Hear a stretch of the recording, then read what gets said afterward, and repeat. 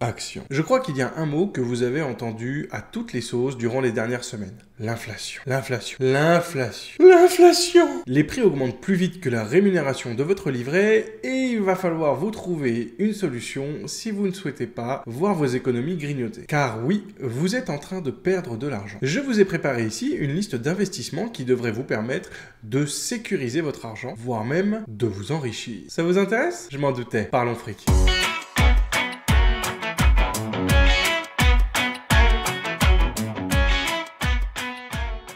Salut, c'est Romain de la chaîne Parlons Fric, finance récréative, investissement et crypto. Avant de commencer, je vais vous demander de vous abonner. Allez, c'est pour votre bien. Je publie régulièrement des vidéos sur les finances personnelles et les investissements. Ce serait dommage de passer à côté.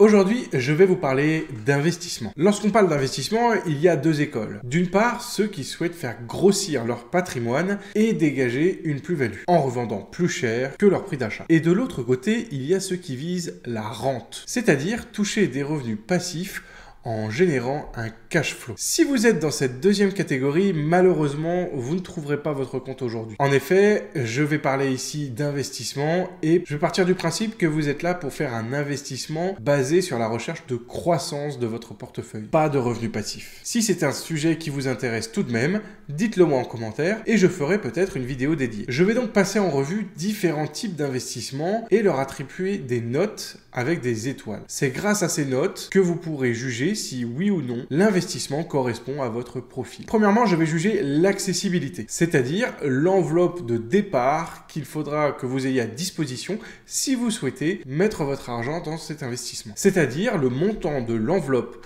nécessaire pour vous lancer dans cet investissement. Plus il y aura d'étoiles, moins vous aurez besoin d'argent. Ensuite, je vais juger la disponibilité parce que c'est bien beau de mettre son argent dans un investissement, mais il faut aussi savoir si l'on est capable de récupérer ses fonds. Et si oui, en combien de temps? Plus il y aura d'étoiles, plus vite vous pourrez récupérer vos fonds. Le troisième critère, c'est la passivité. Plus il y aura d'étoiles, moins vous aurez à fournir d'efforts pour gérer cet investissement. La note de sécurité, pour savoir si l'argent que vous allez placer est en sécurité ou non. Plus il y aura d'étoiles et moins vous aurez à vous en faire. Et enfin le rendement, puisque c'est certainement le critère qui obnubile tous les investisseurs. Plus il y aura d'étoiles, plus vous risquez d'empocher. Si vous restez jusqu'à la fin de la vidéo, je vous proposerai non pas un, waouh, non pas deux, oh, mais 3 petits bonus. Alors restez bien jusqu'au bout. Rappelez-vous que je ne suis pas conseiller financier. Je ne fais que rapporter mes expériences et connaissances en tant qu'investisseur particulier. Ce contenu, je le mets à votre disposition gratuitement dans un but éducatif et récréatif. Alors le premier investissement que l'on va voir ensemble, c'est l'épargne. Alors là, vous allez me dire, oui, mais l'épargne, c'est pas un investissement. Peut-être, mais c'est en tout cas l'endroit où vous pouvez stocker facilement votre argent. Vous avez la possibilité de stocker votre argent à travers plusieurs enveloppes. Lorsqu'on parle d'épargne, la plupart du temps, les regards se tourneront vers le livret A. Sauf pour l'utilisation d'une épargne de précaution en raison de sa disponibilité, c'est certainement l'investissement le moins rentable. En effet, il vous faudra certainement rajouter un petit peu d'argent à la fin de l'année si vous souhaitez maintenir votre pouvoir d'achat. Malgré son taux qui a été relevé dernièrement à 1%, il se peut que vous perdiez entre 2 et 3% de pouvoir d'achat tous les ans si l'inflation se confirme. Mais le livret A n'est pas la seule enveloppe d'épargne que vous pouvez considérer. On peut également parler du PEE. Plan épargne entreprise. Il peut s'avérer être une bonne option. Selon les règles d'abondement décidées par votre employeur, c'est sans doute le moyen le plus facile de faire fructifier votre argent, mais il sera bloqué pour 5 ans. Si par exemple vous mettez 600 € par an, c'est-à-dire 50 € par mois, si votre employeur abonde d'autant votre compte, c'est-à-dire qu'il va aussi mettre 50 € par mois, vous aurez fait un bénéfice de 50% en un an. À la fin des 5 ans, vous aurez récupéré 5 fois les abondements annuels de votre entreprise, plus les plus-values, moins les charges. C'est pas mal quand même. Et enfin, au niveau de l'épargne, vous pouvez également envisager le PER. Alors son rendement n'est pas énorme, il est situé entre 2 et 3%, mais c'est plutôt dans un objectif de défiscalisation, puisque vous allez mettre votre argent et vous allez pouvoir en déduire une partie de vos impôts. Le seul point négatif, négatif, c'est que cet argent est bloqué jusqu'à la retraite. Deuxième investissement, les assurances vie. L'assurance vie, c'est le placement préféré des Français. Et oui, avec la crise du coronavirus, elle a détrôné le livret A. Du coup, l'assurance vie, qu'est-ce que c'est? C'est un placement qui est un peu plus rentable que le livret A en contrepartie d'une légère prise de risque. Il y a encore quelques années, les fonds engagés sur les assurances vie partaient principalement sur des financements de fonds euros. Mais avec un taux de rendement décroissant, les distributeurs d'assurance vie ont commencé à se tourner vers d'autres classes d'actifs. Et il est désormais possible d'investir grâce à votre assurance vie sur des actions, des obligations ou même de l'immobilier. Pour bénéficier pleinement de la fiscalité avantageuse de l'assurance vie, vous devez laisser votre argent bloqué pendant 8 ans. Alors, tout ou partie des fonds engagés peuvent être débloqués suivant certaines conditions. Mais ce n'est qu'après la 8e année que la fiscalité dégressive obtiendra son meilleur niveau. Petit aparté pour faire attention aux fléaux des assurances vie que sont les frais. Frais d'entrée, frais de sortie, frais de gestion, frais d'arbitrage, les frais fixes, les frayeurs. Il est souvent difficile de calculer le rendement correct d'une assurance vie, ça vous demandera un petit peu de calcul. Troisième investissement, l'immobilier. Tout d'abord, parlons de l'immobilier physique. La pierre. C'est dans la mentalité des Français l'investissement par excellence. On ne peut pas le voler, il ne peut pas être liquidé lors d'une crise économique, il permet de bénéficier de l'effet de levier grâce aux prêts bancaires et les loyers locatifs sont indexés sur l'inflation. Alors bien entendu, votre étude de rentabilité va définir le rendement de votre projet. Et c'est là-dessus que les banques vont se baser pour vous accorder ou non votre prêt. Bien entendu, le rendement et la passivité seront extrêmement liés. En effet, la gestion locative devrait vous permettre de vous dégager du temps, mais va rogner votre rendement. Si vous souhaitez la rentabilité, il vous faudra trouver le bon équilibre. Après l'immobilier pierre, il y a l'immobilier papier. Ciseaux! L'immobilier papier regroupe de nouveaux acteurs du digital. Il propose d'investir de manière directe ou indirecte dans des projets immobiliers. La grande force de ces nouveaux services, c'est l'accessibilité. Il devrait vous suffire de quelques dizaines d'euros pour pouvoir commencer à investir. D'autant plus que les rendements affichés sont pour le moins alléchants, avec parfois même 2 chiffres. Bon, n'imaginez pas que vous allez toucher une rente en ayant investi 100 euros. Mais imaginons que vous ayez un rendement de 10% par an. Si vous investissez 100 euros, vous devriez toucher 10 euros par an, soit 80 centimes. Imaginons que vous le fassiez tous les mois. Vous toucheriez à la fin de l'année environ 10 euros par mois. Et si vous continuez durant 5 ans, vous toucheriez 61 euros par mois. Pas mal. La seule petite ombre au tableau de ces nouveaux acteurs du numérique, c'est le manque de retour sur expérience. Aujourd'hui, on manque un petit peu de recul pour pouvoir affirmer à 100% que ce sont des investissements rentables et sécurisés. Mais soyons honnêtes, il y a du potentiel. Et enfin, la troisième manière d'investir dans l'immobilier, ce sont les SCPI. Les sociétés civiles de placement immobilier, ou SCPI, sont des entreprises qui vous permettent de vous diversifier lorsque vous souhaitez investir dans l'immobilier. En effet, vous allez acheter des parts dans ces sociétés, et c'est cette société qui va s'occuper d'acheter, gérer, louer et entretenir des biens immobiliers à votre place. Chaque mois, vous recevrez des loyers locatifs suivant le nombre de parts auxquelles vous avez souscrit dans l'entreprise. Avec un taux moyen de 4% en 2020, ce n'est pas l'opportunité du siècle, mais cela permet de mettre en place une diversification totalement passive. De plus, dans certaines conditions, vous pouvez également en profiter pour bénéficier d'un véhicule fiscal. Quatrième investissement, la bourse. Pour celles et ceux qui suivent la chaîne depuis maintenant quelques semaines, je pense que vous aurez compris qu'on arrive à mon investissement préféré. Ma petite Madeleine de Proust. Mon investissement chouchou, je ne m'en cache pas, c'est la bourse. Comme c'est l'investissement que je préfère, je pourrais vous en parler durant des heures. Non, ne lancez pas. Mais partons du principe que vous êtes un investisseur débutant, que vous recherchez la facilité et la passivité à travers l'investissement dans des ETF. Ce qui en soi est le moyen le plus simple de se diversifier, même quand on est débutant. Aujourd'hui, il existe des néo-brokers qui vous permettront de vous inscrire en quelques minutes, de déposer des fonds avec votre carte bancaire et en voiture 6 mois là, c'est toi qui conduis, c'est moi qui klaxonne. En fait, si vous souhaitez vous lancer en bourse, aujourd'hui ça ne prend que quelques minutes. Bref, vous choisissez d'investir dans un ETF, ce qui sera un investissement totalement passif, grâce aux frais de gestion. Alors évidemment, la rentabilité et la sécurité vont dépendre de votre choix d'ETF. Mais admettons que vous preniez un ETF MSCI World. Ici, je prends l'exemple du MSCI World de chez Amundi. Vous pouvez très bien aller rechercher cet ETF sur Google Finance et retrouver ces chiffres. Si l'on regarde la dernière année, on se rend compte que l'ETF a pris 16,5%.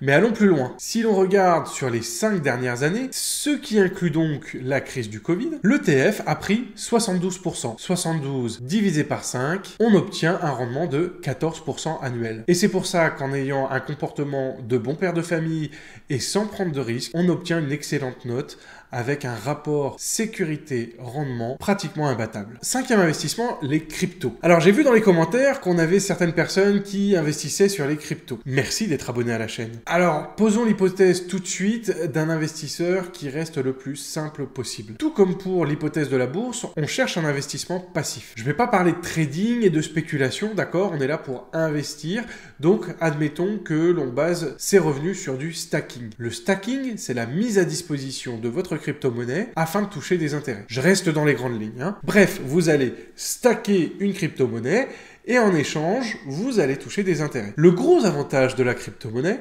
c'est la disponibilité. Ça tourne 24 heures sur 24, 7 jours sur 7. Pas besoin d'attendre votre banquier. Et tout ça de manière complètement décentralisée. Le gros point faible de la crypto-monnaie, en tout cas à l'heure actuelle, c'est la volatilité. Avec le stacking, vous pouvez toucher entre 0,4 et 7% d'intérêt. Oui, mais voilà, si vous touchez 8% à 50 000 euros et qu'au bout de 3 mois, votre crypto est descendu à 30 000, c'est plus pareil. Alors oui, je sais, on peut avoir beaucoup plus au niveau du stacking. Je suis d'ailleurs en train de mener une expérience sur un taux de rendement à plus de 100% annuel. C'est une expérience. J'ai fait ça pour m'amuser et je pense que je vous le présenterai dans une prochaine vidéo. Mais du coup, voilà, la crypto-monnaie est encore trop volatile pour pouvoir se baser dessus en toute confiance. Le seul moyen de garantir la stabilité de votre investissement, ce serait de stacker des stablecoins. Comme leur nom l'indique, leur coût est stable à 1 $. Donc quand vous allez investir 10 stablecoins, vous êtes sûr de garder une monnaie qui vaudra 10 $. Et vous récupérez les intérêts